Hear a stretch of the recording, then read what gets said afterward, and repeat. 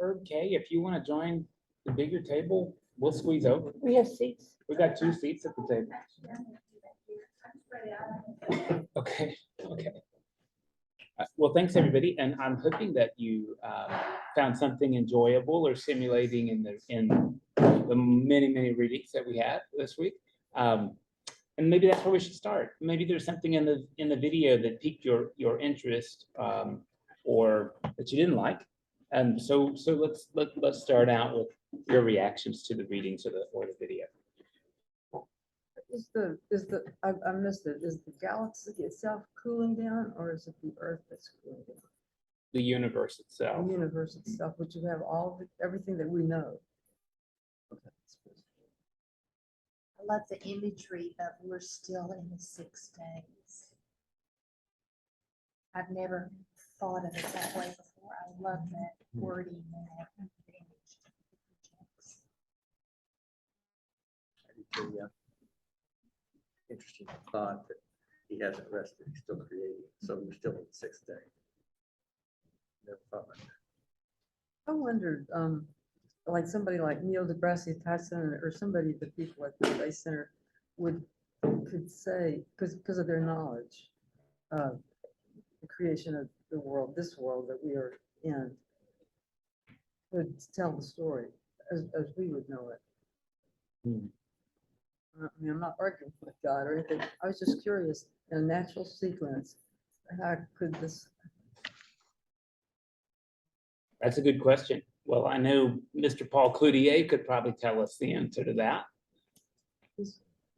Kay's husband, he's an astrophysicist Oh, okay. from Well, Rice. that's what I was thinking. There's somebody out there that might do that.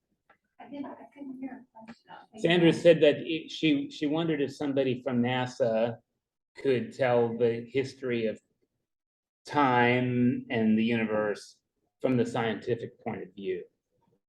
How it might have occurred, in a natural sequence. He actually has a graph, so I'll bring it next week. That'd be great. Well, I'll tell you what he might say, that the Big Bang, beginning of our time, occurred about 5 billion years ago. And man is just in the last 50 million years or so.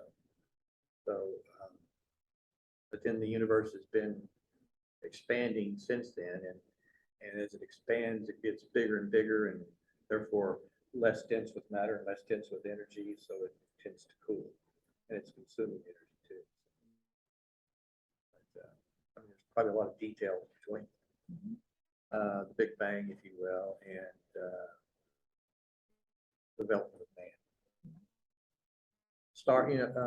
Things started condensing fairly quickly after the Big Bang because it was just plasma, not even a gas, but just it's particles smaller than gas.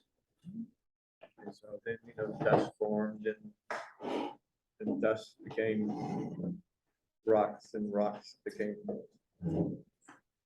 suns and planets. So that's maybe all. I can remember sitting in geology class in Texas Tech University in West Texas, 17 years old with a Baptist background, hearing about the Big Bang. And it was like, wow. It was just opened up a whole nother way of viewing the creation, and I loved it. And I feel comfortable with the 2 stories. I think they're very compatible. Being a literature major, also minor, it's like, anyway, it fits for me. It's comfortable for me, both thoughts. I really appreciate what was being said about the 6 days as well. And I think the reason is because it speaks to the present. So I thought it was really interesting that everything was about the past and the future and not really the present. Because I heard a Catholic priest once say, the glory of God is a human being fully alive. And I don't think that you are unless you're really consistently present. And so it it just was it was interesting to me that that was never really mentioned, like the just the present moment, because I can't imagine anything more hellish than constantly living in the past or the future. And so it just is very odd to me to think about God's creation constantly being pulled from the future to like, well, or the past, either one. Um, and I I think that it just brings up, I don't know, it's hard to process because there were some beautiful things that were being said and just so much to disagree with that I'm I'm like having a little bit of trouble processing the fact that the present was just never even mentioned. And whenever I think about salvation, I think about a releasing of regret and unforgiveness from the past and a relief from anxiety over the future to where you're just fully alive in a present moment. And I guess on a more personal level, that's where I most experience divinity. It's not when I'm thinking about the past or the future. So I also appreciate the 6 days. That was one of the things that I found beautiful. Something, you know, in the present, being a part of that divine creation in the present moment. Or it said that to me anyway. But Thank you. Susan? Well, my question is of scientific nature in that you hear from scientists that the world is heating up. And yet I've also heard scientists said that we're heading towards another ice age. So how can we be heating up and cooling down at the same time? Well, I mean, when they talk about it heating up, they're just talking about the Earth, not the universe. Okay. Oh, well, that makes it. So you will get locales that may vary from the average of the universe. You know, the sun, you know, and they all go through cycles. You know, suns start out small, they get, you know, higher in temperature, then lower, and just like we go through ages, geological ages here on Earth. So you might get cycles or local perturbations from the average, but the universe itself is, they have measured the cooling. Okay. Thank you.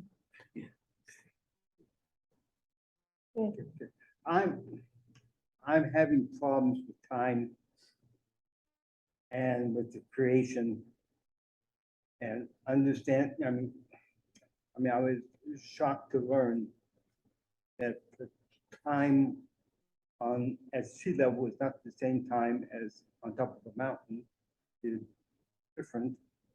And I'm reading an article from the BBC the other day that 4% of our DNA is from the Neanderthals. So I'm just overwhelmed by the concept of time and the expansion of the universe. And we see stars 300 billion years ago.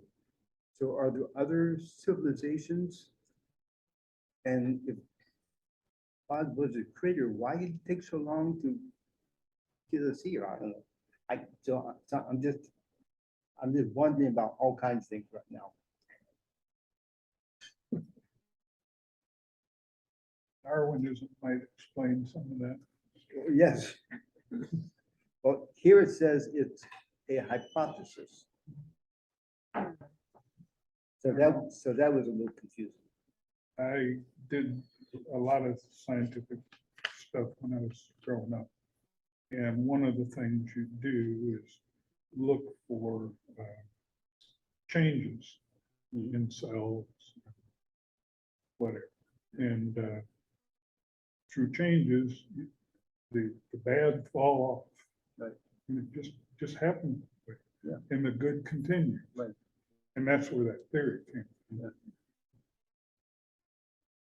I have problems with that video, I'm sorry, problems with, the video. I have no problem up to the point, he's talking about creation up to the point where we are today. But then when you start talking about the future, he lost me. He just seemed like he was talking in circles. Maybe that's just my view. Maybe I'm just not smart enough to figure it out. Well, maybe I can confound you some more. Oh, good. This was a difficult chapter. Well, and I may say something even more difficult that you may or may not like, and feel free to say, hey, this is not a good use of our time.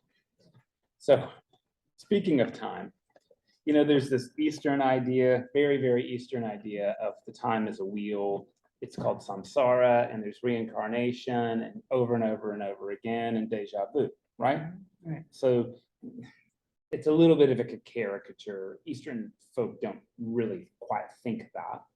But that's an idea. And we're used to this Greco idea, this Greco-Roman idea of time as an arrow, goes one way, start to finish. But actually, the way we tell church time and the way Hebrew time is plotted in the Bible is of a combination of the two. So you have to imagine a coil or like a spring where, yeah, there are rhythms. We do Advent every year. We do Lent and Easter every year, even though that event has already happened historically, we find ourselves in these rhythms, even though the particulars change. And to say that we're headed toward progress, which is like the interesting thing about the arrow, is to be up for debate, right? I'm not quite sure that we're always headed toward progress, but events change and they rhyme, right? This is sort of the biblical understanding of time. What the video did is a little bit interesting. The idea that God created out of nothing is a Jewish idea, but it's not a biblical idea. It comes from Rabbi Maimonides. I don't know if you know him, Moses Maimonides in the 1100s. He's the one who said God created ex nihilo out of nothing.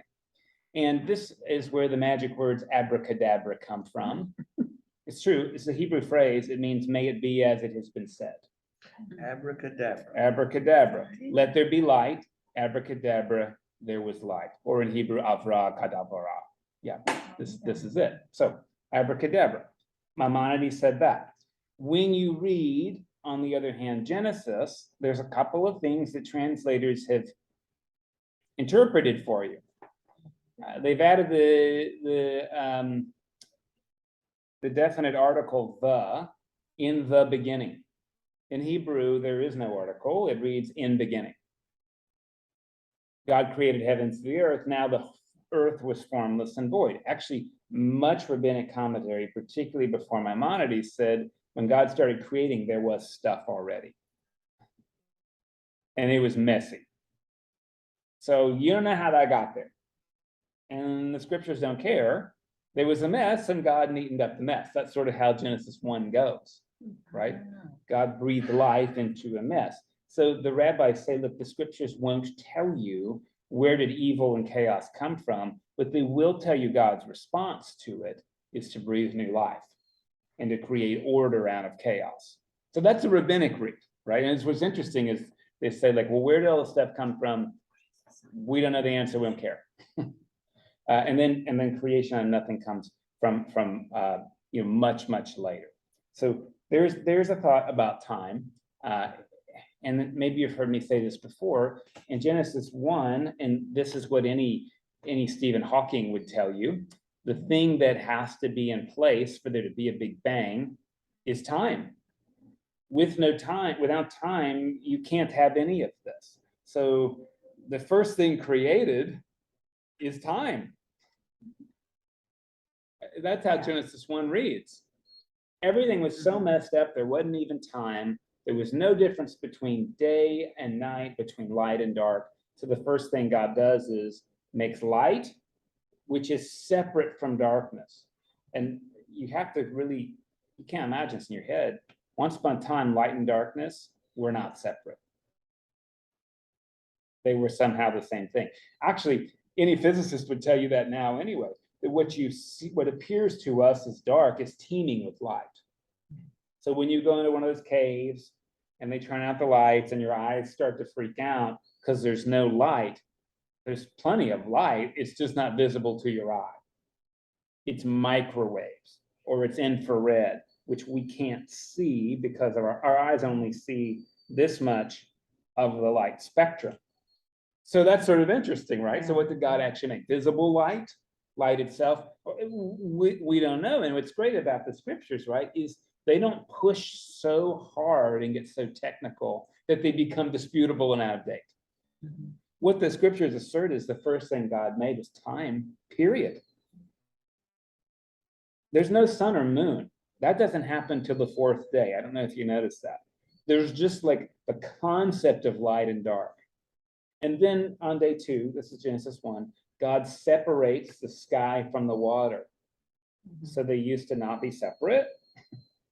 And on day 3, God separates the land from the water. So God continues to make this space.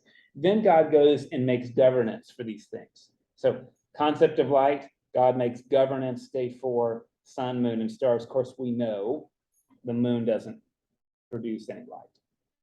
It's a reflector, right? But this happens on day 4, governs time, governs night and day. Day 5, God makes the things that fly and the things that swim, the things that govern the spaces, air, water. Day 6, God makes the things that govern the land, all animals, including human beings, with the command, you have dominion over the earth, which means not that you can rule it like an absolute tyrant. Dominion is a household word, like a domicile. It's a stewardship word. You're meant to shepherd the world. A little different from what he said in the video. And look, there's no he's right, this is wrong. There's many ways to express this. But rabbinic commentary pays really careful attention and says, day 1, there's an evening and morning. Day 2, evening and morning. You get to day 7 where God rests and there's no evening and morning. And the rabbis say that's because actually we're still at the 7th day, not the 6th. And then the 7th day, God is resting. And where is God resting? In the first thing God made. God is resting in time. So the Sabbath, say the rabbis, is when you enjoy God's presence in time. That's kind of lovely. Beautiful. And rest, I wrote this in my little Luke book. We used to have this really big bean bag, and I remember as a kid, I was like 9 and moved to a new house. My parents bought us queen-size beds because we were going to grow into these beds, right? Well, I was tiny, but my favorite thing to do was try to fill up the bed, right? Like this. And I had a bean bag, and my kids would get in this 3-person bean bag, and they could barely fit in it because they did this. They tried to fill it up. So I think of rest that way, is that God tries to fill up the time that God has made.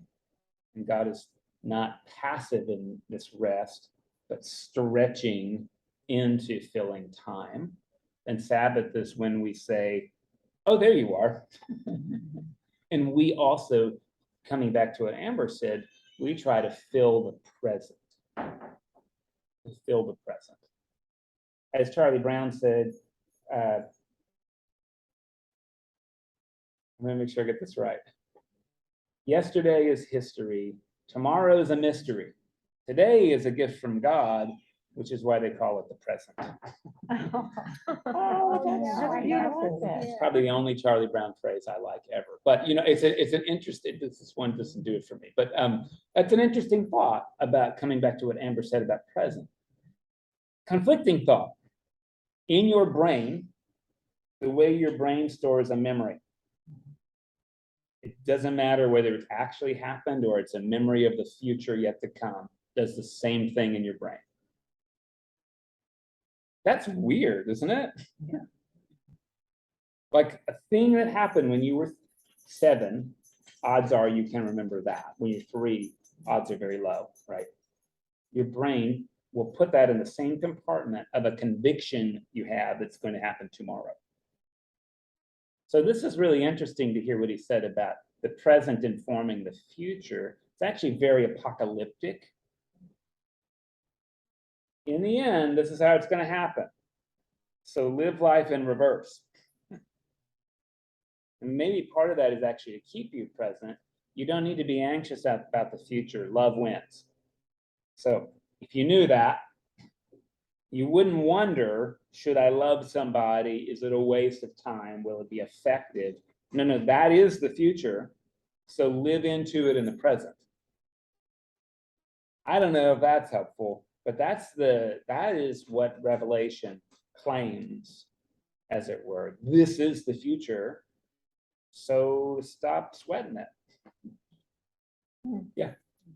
I have had incidents in the past where I knew what somebody was going to say before they said it. Or I knew what was going to happen before it happened. Like I dreamed it, but it was like I was in the future while I was in the present. So that's an interesting bit about how time isn't always linear, nor is math. Her aunt and her grandmother, somehow they knew things were going to happen.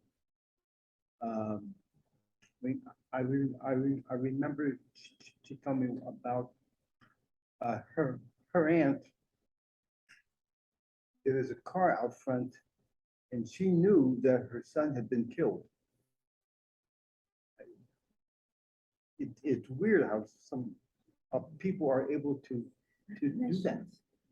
Yeah, that happened, and I'll just say this very quickly. We were in her house, and suddenly somebody went past the house, and the car backfired. All it did was backfire. When it backfired, she screamed. The phone rang at the very same moment that she screamed. She screamed and she said, "Something's wrong to Renee. Renee has died. Renee has died." And we were like, no. The phone rang. Daddy picked up the phone, and it was a funeral home, letting her know that he had had a terrible accident. He was driving too fast. He ran into a telephone pole and died instantly. And anyway, and maybe that was just a coincidence.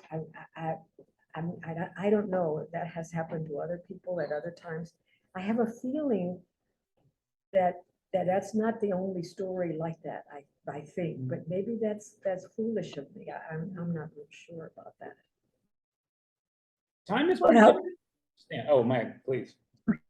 well, that is very interesting because, like Susan, there are a lot of times when I know things that are going to happen before they happen, and I just figure that that's God's way of, you know, communicating with me. But I've also had experiences. I remember when I was in the convent, and I remember one morning, we always had a priest come about 6 o'clock in the morning to say mass. And anyway, he was kneeling in front of the altar, and in my mind, it went through my mind that in 2 weeks he would be dead. And in 2 weeks he was dead. And then another one occurred when I was living in Nacogdoches. And there was a young man that worked in the office. I was the office manager. And anyway, he was very popular and everybody liked him. And he and a group of other college students were going to A&M or someplace like that to some kind of meeting. And when he walked out the door, I knew he would not be coming back. So I went to find him and tell him to be extra careful, but I couldn't find him. And he died. They died in a terrific accident that evening. And then over here at Good Shepherd several years ago, one of the ladies was going to Dallas, and so I wished her well. And then I went to find her, say, I better warn her to be careful. She had a major accident. She survived. Now, why those things happen, I don't know. But I think, but what I'm thinking is that the deeper we get with God, the more somehow or other tune in, or God shares with us, or whatever. I don't know, but those things do happen. It is mysterious, and I think it speaks to the mystery of time, right? Again, I think the arrow that we've been sold is lacking in some nuance in human experience. But also, again, like we find ourselves even globally, right? Ice ages circle through, right? I mean, that's the thing. Is it exactly the same? No, right? Which is why it's drawn as that spiral. Yeah, but I think you've gone a different direction, but I want to make one other comment about that. You know, women have intuition, and men do too. I don't know that they can develop it like women do.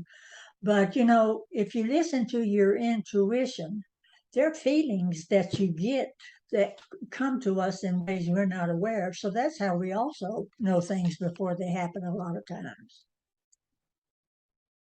Okay, I'm done. Well, could it be that if time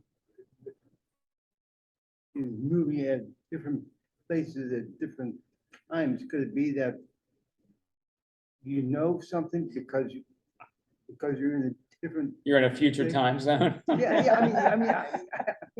don't know. I don't think anybody knows. I mean, I think it's like, why not, right? I mean,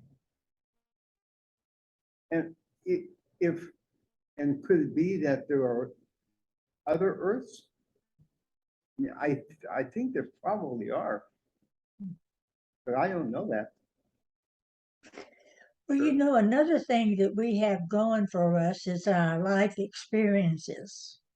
In other words, as we get older, we're supposed to be wise people because we've had so much experience, and we can read situations a lot of times because of our background and things that we have learned. So this intuition or knowing things before they happen, it has a natural root in us called intuition, and then it, you know, God builds on that.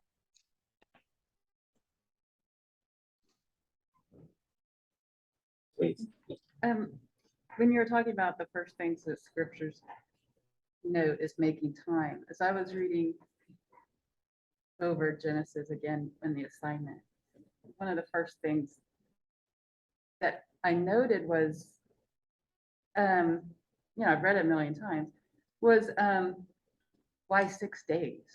You know, why? I mean, God could have done it all at one big time. You know, why is it noted in the scriptures that it's 6 days and a rest on the seventh?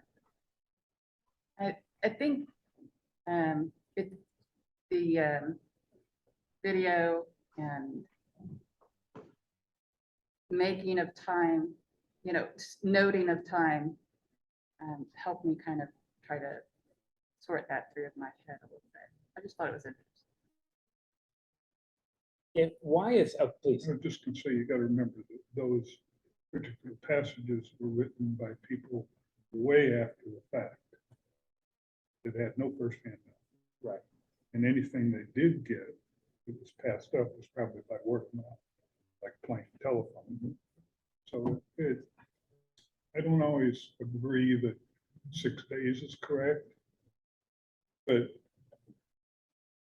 situation is correct, I think. And maybe it's helpful to hear that there's a lot of, I don't want to say conjecture, but, you know, we read Genesis 1 through 3, and there's, I don't know if it's clear to you as a reader, but many people have said, that already happened. Like, why is that happening again in Genesis 2 in a different order? And there's various ways to solve that strategy, although what most scholars will tell you is there's two accounts. And the first one that we read in chapter 1 is actually the newer of the accounts, and seems to be written during the time in which priests and scribes were in the Babylonian exile. So they've been taken to Babylon, and there they encountered the Babylonian myth called the Enuma Elish. It talks about how in the beginning there was this really big dragon named Tiamat, and she had sort of a dragoness consort called Apsu, and they had kids. And then the kids were really loud and they couldn't sleep very well. So they thought, let's just kill the kids. So dad starts killing the kids, and one of the kids is like, "You're not killing us, Dad." His name's Marduk. So he decides that he's going to kill his dad, and he does. And that makes Tiamat like real mad. So she decides to fight with Marduk, and ultimately she's like a dragon. He channels wind into her to like blow her up like a balloon and cuts her in half. And the world comes out of the bottom, and the sky comes out of the top, and human beings are made out of blood, and their job is to serve the gods by feeding them. So a lot of commentators will say, like, no, see, Genesis 1 is saying like creation's intentional, not accidental, that God doesn't lean into chaos, God pulls order out of it. Human beings are in the image and likeness of God, not created to be permanent peons to the gods, and that this stuff is good. So it's a counter narrative. Now, it's told at a particular time to particular people, and there you go. And there's a clear thing, right? These are people in exile, and maybe you've heard the phrase, more than Jews have kept the Sabbath has kept the Jews. Sabbath means 7. On the Shabbat day, God rests. This is really strong theology of Sabbath, written to a people who must have needed it.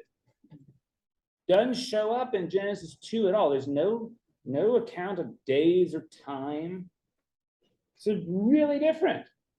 First one, very much about time, very much about order and sequence and a divine plan, instead of, well, there's some blood, what do we do with that? So that's part. And, you know, again, I think 7 is definitely a theological number, but you do what you want with it. In terms of time, you know, there is this reassuring thing about the story. Why did it take so much time? Why is usually not an actual question. Why is usually an accusation. I don't know if you've thought about that. Yeah. When your kid comes home late, why are you home so late? You're not asking. You're informing them. You have done the wrong thing. Justify yourself, and you will fail. Right? So why did God take so long? You know, nobody knows that. I think what you can extrapolate from the story is churches are really slow. Sometimes God's really slow. And as the African proverb says, if you want to get somewhere fast, go by yourself. If you want to go far, go together. Because you can only travel as quickly as the slowest member of the group. So maybe God takes time so as not to leave other folk out. And another thing to consider, right, if God is an artist, boy, I've never made art in a second I was super happy with. Usually what happens is I'll do a thing and then I finally am like, it's not finished, I'm finished with it. Darlene? In terms of the 6 days of creation and 7 resting, we might want to consider that mystery is wondrous, and as humans we try to understand it. In mystery we try to understand, and how we tend to think about and try to make sense of a mystery is by fitting it into concepts that we already have, because those we understand, and so we try to take this mystery and fit it into the concepts that we have. And so I think the concept of 6 days and resting on the 7th may have been there in the writer's head as they tried to understand the mystery of creation. Just a thought, possible.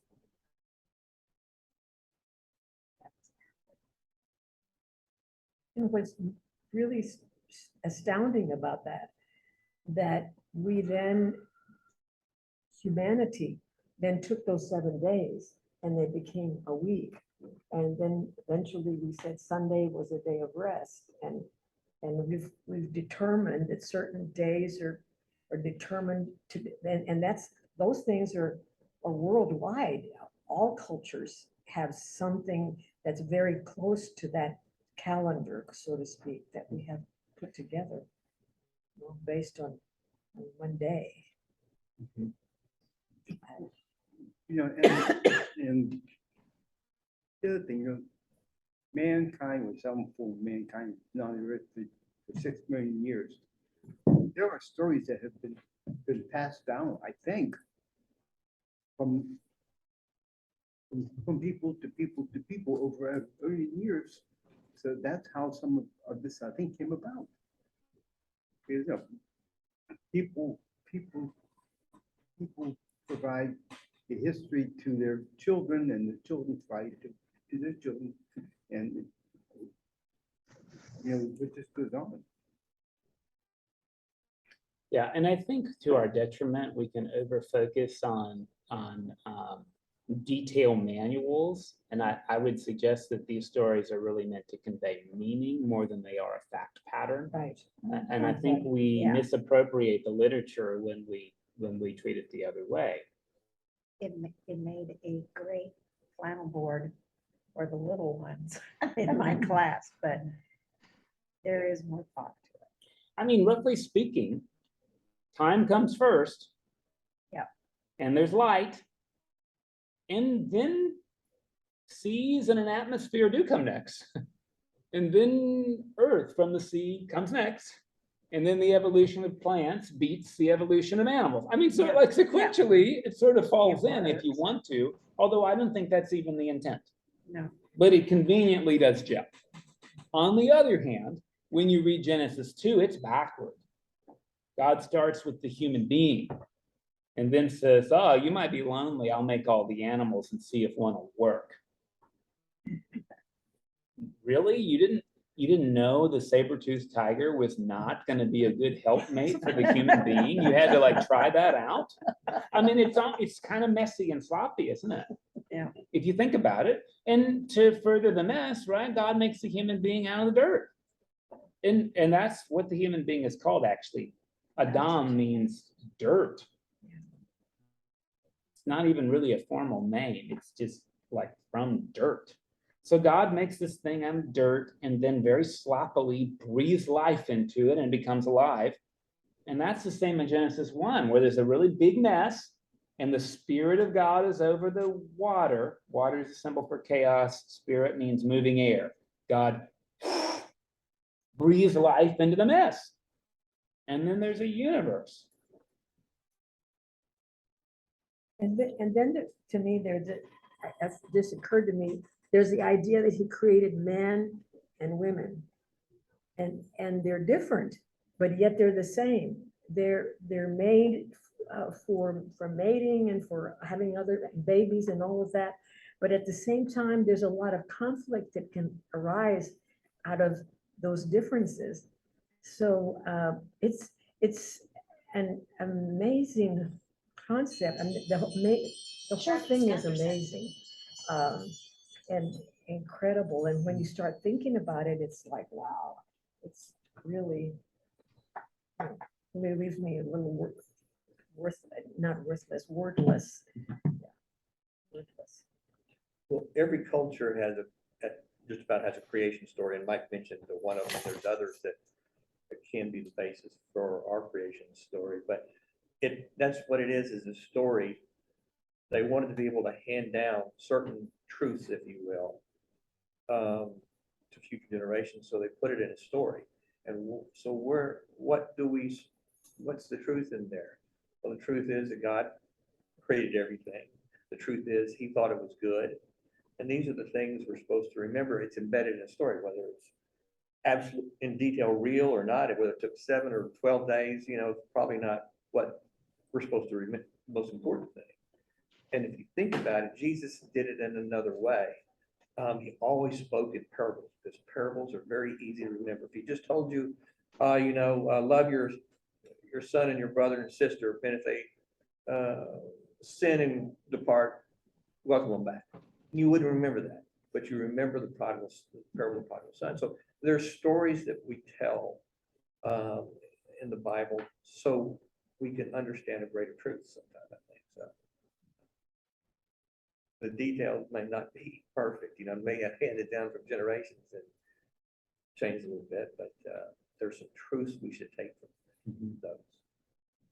Yeah, and I think we can do that positively or negatively, right? So like you can be, I think, an astrophysicist and you can plot, like, here's how it happened, and my question is gonna be, and so what? Because either way, you're still here now, and so what? Well, it means we're like the most advanced thing. I don't actually know any physicist that says that, like that we're done and humanity is the pinnacle of everything that's gonna be. So remembered that way, I think it's a very helpful story, right? Here we are, and what does our role get to be? I actually find the long story to say like, hey, think how long it took to get here, so we should probably be pretty respectful and not strip mine things that took millions of years to be produced. I find it very environmental, to be honest. But I actually find that to be biblically the case. Take care of the animal. Okay, so they're not your helpmaker? They're not your helpmate? Okay, I'm going to give you stewardship over them. It's bad stewardship to wipe out a species of animals so we can grow more almonds. Like, it is not a good stewardship of the earth, my opinion, anyway. Right? Or to grow more concrete. Or to grow more concrete. Yeah. So I think there's like a really interesting creation care ethic embedded, frankly, in any creation story that you tell. And what's interesting is we tend to forget that. I do want to just take a minute and make sure you hear like technically, linguistically what's happening in Genesis 2. And first I should ask you, if somebody is just starting their art career and they make a painting, in your mind, what would you how would you expect that to compare to the last painting that they made as an artist, their career ending? Which one's going to be the masterpiece? The last one, right? Well, that's how our Jewish brothers and sisters understand women. The apex and masterpiece of creation, not the leftovers. Michelangelo depicted this in the Sistine Chapel. He puts the panels out of order, and in the center of the ceiling is not the creation of Adam, it's the creation of Eve as the apex of God's creative activity. Never mind that any anthropologist will tell you women came before men. I mean, never mind that. But there's this other take here. And unfortunately, we have, through biblical fundamentalism and bad translations, rendered that women were made from a rib, which is not a good translation. The woman is made from the side of the first human, which is neither male nor female. It's just a human being, and the woman is made from the side. Well, the rib is in your side. Sure, so is your kidney and your liver and your pancreas, right? And so you have to pick. Actually, the rabbinic commentary says the first human being was androgynous or hermaphroditic, and God split it in half. So there was separation of bodies so that people would come back together, because there is something better about community than there is isolation. And this is the claim. It's not good for a human being to be alone. Probably it's not good for us to be lonely. Sometimes being alone is really good.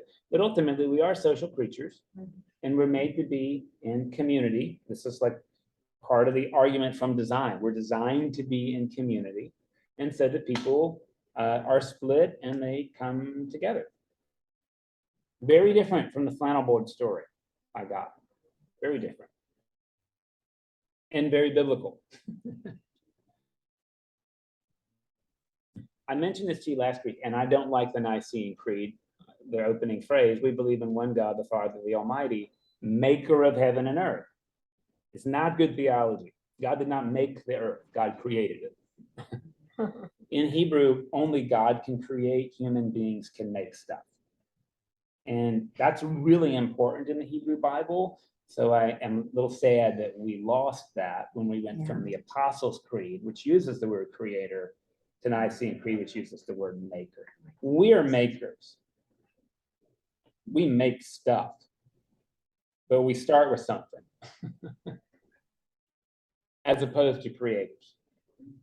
I've heard the theology we're co-creators with God.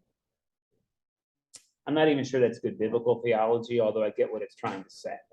Right, I get what it's trying to say.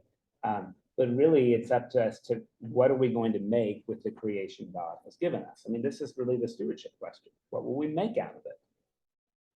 And I want to hang my hat on the phrase because we hear at the end of Genesis, the first story, which is actually in chapter 2, verse 4, part A, God said it's very good, tov ma'od, exceedingly good, mazel tov, right? Not just good, not tolerable, very good, exceedingly. And somehow we've come up with a really, I don't know what else to say, but a feeling-based theology that says there's a lot of bad stuff here.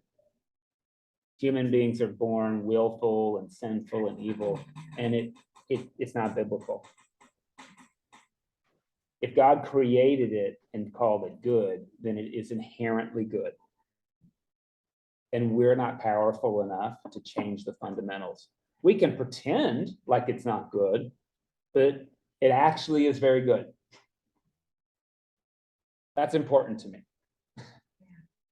Because I think it's possible for us to dishonor something that's inherently good in a really, really terrible way, out of like a point of woundedness or something else that makes it seem as though it's bad. You know, just like a beautiful child growing up in a horrible environment who grows up to XYZ. I think that's fair. And you know, St. Augustine, who we're reading here and there, and we may read this down the road, sort of argued that evil isn't real. It's the absence of the presence of good, but it doesn't actually exist. And it's an interesting thing to think that the things that we get are most hung up on, about like, is somebody still a human being after they did this thing? God is not hung up on those things. Like, our humanity is not ever at stake in what we do. And actually, I think this is pretty important for living in a civil society. If Hitler was not a human being, then he can't be held accountable. Human dignity is fundamental in accountability, because if somebody is less than human, then they are, and you shouldn't expect humanity out of them. So the way we believe in accountability is we say, because God created you inherently good, and you have made it as though it weren't so, there have to be consequences socially for that. So I want to suggest that actually, like, the people who frustrate us the most, it is the most important to uphold their fundamental human dignity. Otherwise, there can't be accountability. We believe this inherently as Americans, because after all, even if I caught you red-handed, you have the right to a trial by the jury of your peers. Even if I caught you, your fundamental human dignity says you deserve a trial. It's an interesting idea, right? Mike, do you think maybe on the same note, you could share your thoughts about what they were saying about predeterminism? And I don't mean to like get hung up on the idea of the present, but you know, he was saying God's pulling from the future in order to create the present, I guess, instead of from the past, because the past has happened, it's determined, it can't be changed, but the future is kind of open to innumerable possibilities, or at least, I don't know if that's what he said, but that's what I heard. And I understand that. And I think the idea of pulling from the future, whenever I think of predeterminism and people really, to me, it just seems like an equally negative thing where, you know, regardless of whether you're pulling from the past or from the future, you know, there's this, I guess, and part of it is just the way that I was raised. You know, you have this kind of set end goal for the future, and then you kind of work your way backwards in terms of like, oh, it's, you know, if the rapture, or it's, you know, God's kingdom on earth, or it's, well, I just want to get to heaven, and heaven is this end goal, and everything about the future being determined is informing your present. And, you know, ironically or not, sometimes you can treat people with a lot less just dignity for their humanity, I think, even from pulling from the future. And so I just thought it was a really odd thing to say. And I just wondered if maybe you had some thoughts on that, especially in relation to what you were just talking about. I guess my biggest thought is if God created time, then God's not subject to it. So you can do this thing, and we can't really draw time like a line. Remember from geometry, a line is a transversal in space, never ending in either direction, and it has arrows. I mean, I suppose if you sort of go with this account, if God makes time first, then it's a ray. It has this discrete endpoint and then an open arrow. Except God's not in the ray. The ray is inside of God. And that's weird, because our heads don't like that. Well, like if the ray goes on forever of time, does God go on forever? Well, the answer is, of course, in both directions. Even though time has a beginning, God doesn't. I mean, this is like, our brains are not designed to do this kind of crazy abstract thinking. So what's interesting is, since all of time occurs in God, there is no future or past in God. There's just, those are categories for our own thinking. So when we think, oh, why did it take 2,000 years for Jesus to be born and die to save other people? Well, there is like a number of answers. God was waiting for the right time, waiting. God was waiting for someone to say, yes, I like that one. Or the cross and the resurrection are eternal events. They just happen to have happened on the timeline. Since God's eternal, time happens inside God, and eternal events are not bound by time. They're all over the place. So even though the death and resurrection happened in the year 33, they happened before the creation of the world. This is what our good theologians tell us, I think. What's going on with the Jews and the anti-Semitism, blaming because of not accepting Jesus? And so I was trying to figure out how rabbis talked about it and felt about it. So I heard one. And what he said, somebody asked me a question about it. What he said was, what would happen, if the Jews began to convert to Jesus? Because the chosen people group really works toward the possibility of that. And what the rabbi said, the Jews will be forgiven and the world will be saved. And I have no idea what he meant, but it really makes me wonder. I can't explain that to you, sorry. I don't know. Do you think there is an explanation? I'm sure there's always an explanation. Okay. I can tell you that there's a third story. There's a third story that we don't read that is from like about the 1100s. This is this creation story in the Zohar. You've heard me share it in church the last couple of weeks. Once upon a time, there was absolute divine nothingness, and it was so strong and present, nothing could exist. It's called the Ein Sof, which is Yiddish. It's a combination of Hebrew and German. And God said, hey, I'd like to make something, so I'll have to make room for it. So God withdrew to make this space where there could be a universe. And in the process of withdrawing, because God's presence is so holy that it sort of puts down everything else, and God has to draw back like a pregnant woman and make room, right, between her own body and this new life.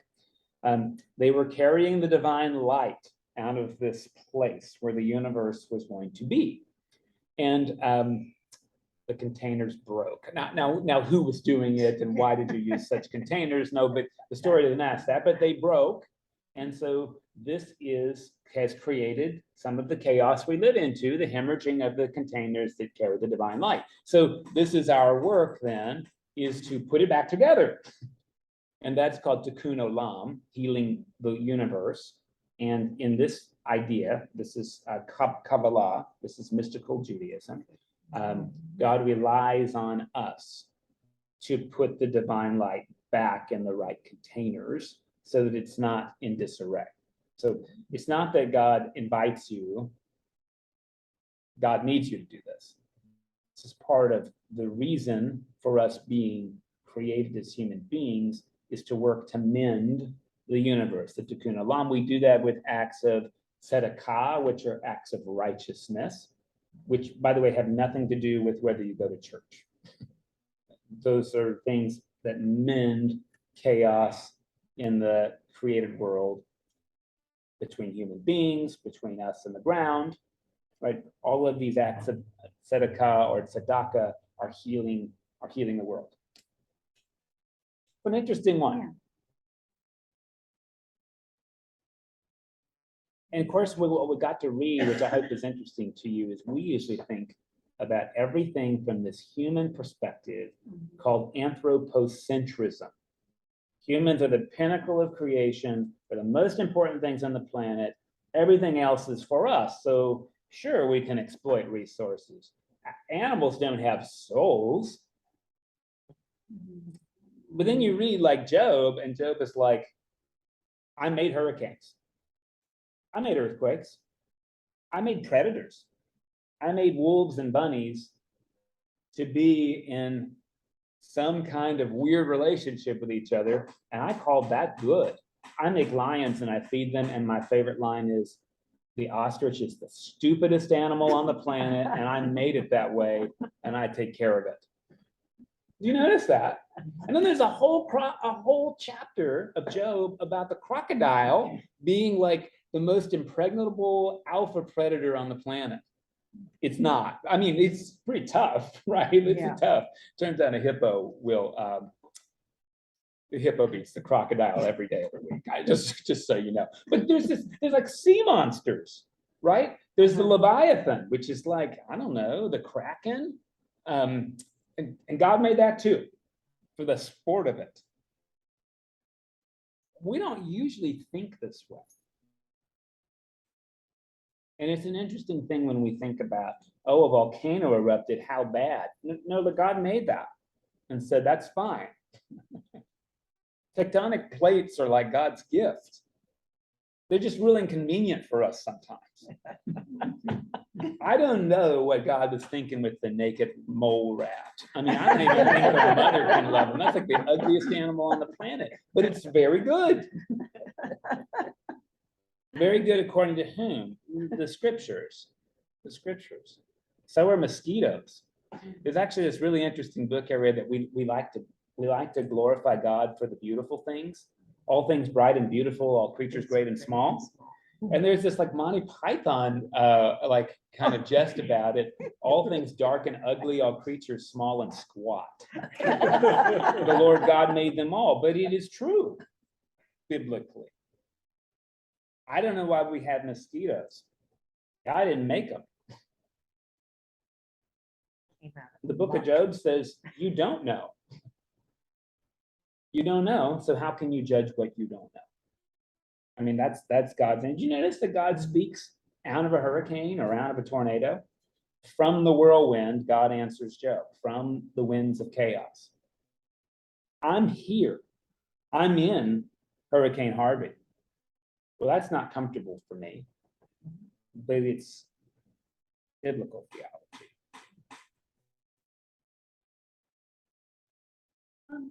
Page 40 of our book, there's a sentence that says in the third paragraph, it is as if the voice of God activates the intelligence within potential energies of the universe.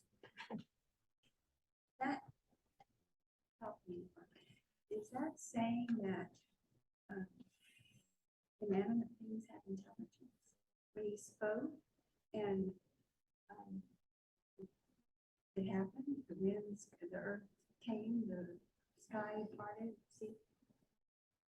Is it that there's intelligence in that? So I asked my color friend, and his response is, we're all made up of atoms, and everything's made up of atoms. And our atoms work together to create an intelligence of humans. but the atoms of everything else work together. And who knows if there's intelligence? Who knows? Yeah, we tend to prize cognition. So we say, that's how we're different from the dog. The dog is a conscious of itself. So therefore, it's of a lesser category. I think we do that to our detriment. And, we have these words like animism, which is the idea that there's like spirits and everything. I'm not sure that's a bad idea. I mean, But do you think that that sentence, how did you read this? I read right by it. Okay. The voice of God activates intelligence within potential energies of the universe. And he says that after he's talking about the creation. What page is that? It's Page 40. 40. It's about the third paragraph. Yeah, and I think that may be tied to this idea that, hey, the Big Bang happened when God said, go. And then the potential on energy was unlocked, right? Because there's like this discrete Big Bang moment that people can calculate to like, the trillionth millisecond after it happened, but not any closer, right? Like we keep getting closer to that moment, but we haven't gotten there, like scientifically, like what happened with that. And so I'm suspicious that's what the author has in mind. Could intelligence also mean the mechanics, the working, the energy that propels a being or a creature or a tree to do its thing, to exist, to grow, Yeah. to die, to rebirth? I mean, to me, intelligence is not just cognition. It moves my body. Mhm. And I don't have to think about that. I don't have to have a cognition, a thought, I'm going to move my foot. My foot just moves when there's a space and I'm going full. I think there's lots and lots of possibilities, right? And you talk about the intelligence of water has to do with its stickiness, right? Because of hydrostatic pressure, you can overfill a cup and it'll bubble up until you get to the tipping point, right? Yeah. That's the intelligence of water. And it always finds the easiest way to make a path for itself, The right? essence of something. Well, and you think about fire destroying acres and acres and acres. And yet that growth comes back up right through those ashes. Like it knows it needs to do that. It knows. It knows. That's intelligence. Yes, it The knows. instinct is Yes. intelligence. The intelligence could also mean, I think, if you look at everything in the world, it has a history that goes back to the beginning of the earth. The rocks and everything else have a history. The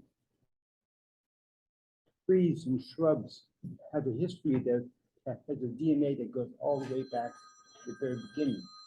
Could that be the intelligence we're talking about? I mean, very possibly, right? And I think I don't want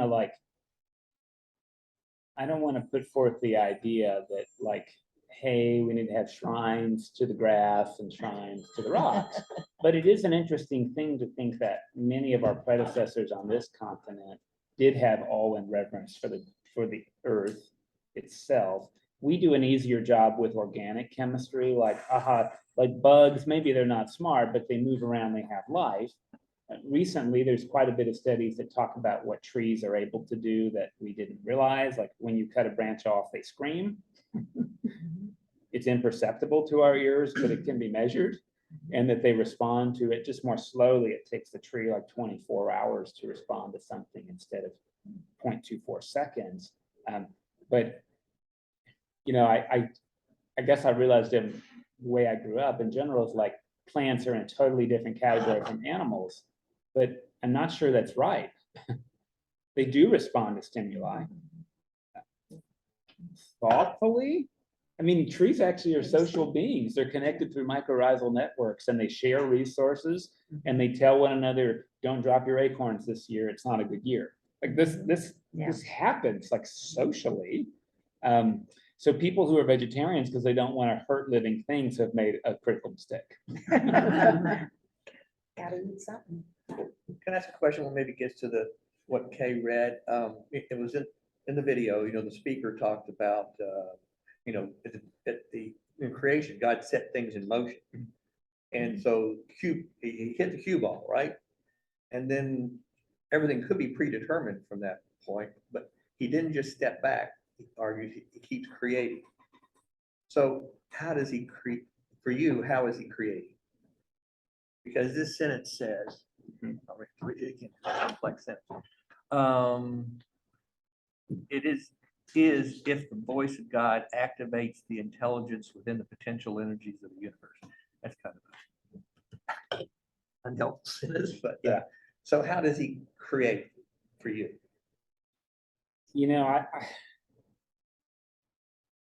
I don't have a linear answer to it, because I think what most of us would say, if we're honest about it, there are a lot of mechanisms that just unfold. I don't want to say that they're mechanical, but like the tectonic plates kind of take care of themselves, right? Like they didn't need a lot of intervention, like they just kind of move around and do their thing, right? Then we also have this thought though, it relates to abracadabra, and this I love about the United Church of Christ. Their slogan is God is still speaking, and still speaking with the purpose to make things the way God intends them to be. But like I think what we all struggle with is, okay, like I do think God is present in time and creation, and like maybe intervenes, but I don't know how or when that happens, right? Why do some people get healed of their cancer and some people don't? Like, how does God pick and choose? This is like enigmatic to us, right? And that's where I think it defies formulation. So mostly, I guess, and since you asked me, I just try to leave room in my own head, even though I can't ever program or predict when that's going to be. So you just like to be prepared when God speaks to you. Well, I probably think that's what our faith journey is, right? Like we'd like to be prepared. I read another really interesting book which says God spoke first. That's Genesis 1, let there be. So prayer is not when we initiate a conversation to God, prayer is when we answer. Sometimes we think, why isn't God talking back? Because prayer is how we answer. That's like an interesting thought to me. Prayer, it says how we answer. God already started the conversation. Right. So you're not starting a conversation when you pray. It's a continued one that God began. And it's how we live our lives that creates a continuation. And it's just like this weird paradox of prayer, like the holiest people I know say things like, I started praying so that I can change God, and what I realized is prayer changes me. Now, what that has to do with God's ongoing creation is a lot, and it's very nuanced, and to be honest, if you ask me 5 minutes from now, I'll probably tell you something different. Okay. Well, I could paraphrase it another way. Okay, I'll try it. It is as if God puts thoughts in our head. But I don't know. I don't know what he's exactly, why he phrased it that way. Yeah, through prayer, whatever it means. What are we talking about? Well, It is as if God puts thoughts in the well, prayer or in this sentence or? because it says it is as if God, when he speaks, what does it say? Activates the intelligence or something. It is as if God, Intelligence within potential energies. yeah. I don't know why potential energies, but when he speaks, he puts thought, the intelligence puts thoughts in our heads. I'll leave, that's the only thing I can get out there. Yeah, and that comes Or do back- you mean like just being divinely inspired? Yeah, and inspiration is a really good word, which is why we've done that the last 2 weeks. We've talked about inspiration and revelation, right? And this is part of that. And I do think that there is this really interesting thing that we always have to do, which is to discern whether an inspiration is going to breathe life or going to take it away. I think that's why we pray, lead us not into temptation, but deliver us from evil.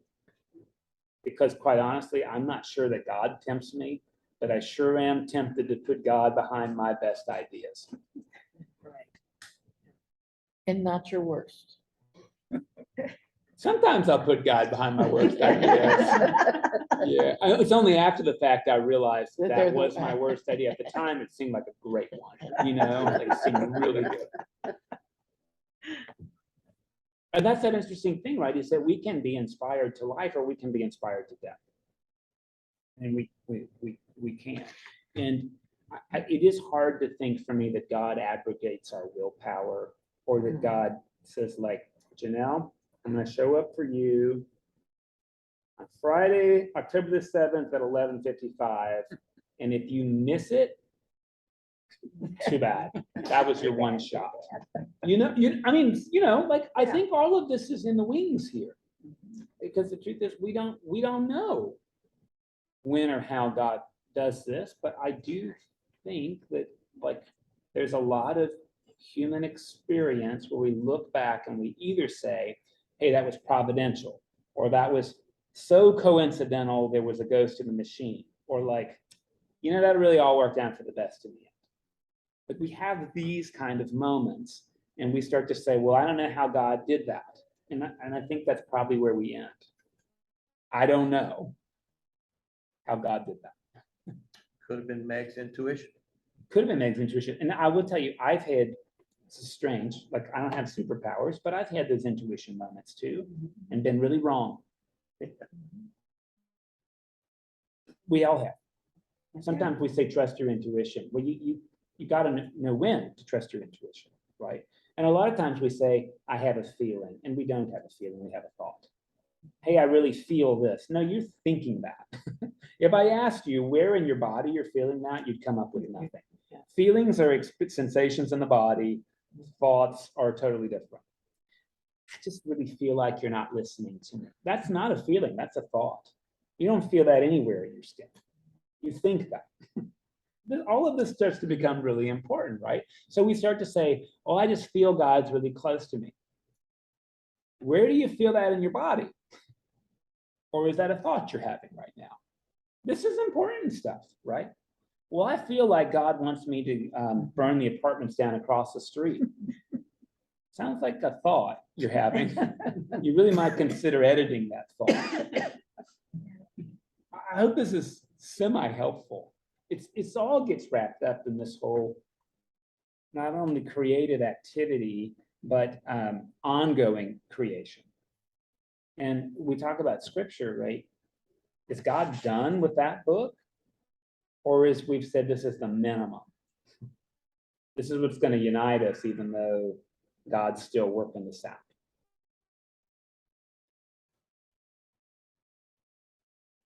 I was just thinking, when people say, I have a relationship with God, or I'm working on a relationship with God, I always think, how do I work on a relationship with God? How does that, is there such a way to describe that, or how it happens, or when it happens, or that's, maybe it's off the subject, I'm not sure, but it's. Well, because we read John, and maybe this is the last thought to validate what Amber sort of said as well. In John, the word became flesh. That's not the Bible. That's Jesus, and dwelt among us, right? And I think that speaks quite a bit to this idea of presence, of being present. And ultimately, God chose to be fully present as a time-bound human being. And I think we do ourselves a harm when we think God was really put out to do that. I think what John wants us to hear is God was grateful to experience time-boundedness in a human body. And gratitude's interesting. I heard it, Jonathan Sacks, chief rabbi of Britain for a number of years, say his definition of joy had nothing to do with whether or not you felt positive or not, Joy were those moments in your life where you were fully embodied and present, even when it hurt. I hate that I think he's right. I mean, I really want to struggle with him, but I think he's right. And that's how the crucifixion can be a joyful event for God. I was thinking birthing, when a woman's having a baby, that's very painful. I mean, Yeah. it's hard, it's difficult, but yet, when it's done, it's like, wow. I know men don't, I was gonna say men don't understand that, but We don't understand. yeah, it's undescribable. I think, I don't know about the rest of you women. Yeah. It's a lot of shaking, head shaking. Well, I think what a Buddhist would say is pain is universal and normative. Uh-huh. And joy is not threatened by pain. The problem is when we suffer is when joy is gone. So you can be in pain without suffering. You can be victimized by somebody without becoming a victim.